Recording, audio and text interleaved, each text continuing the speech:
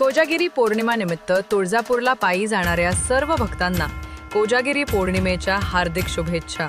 शुभेच्छुक बाबूराव अण्णा जमादार मित्र परिवार, सोलापूर। कोजागिरी पौर्णिमा निमित्त तुळजापूर येथे पायी जाणाऱ्या भक्तांना श्री विजय भुमय्या चिप्पा सुखकर्ता मित्रमंडळ, अशोक चौक, सोलापूर यांच्या वतीने प्रसाद वाटप करण्यात आले।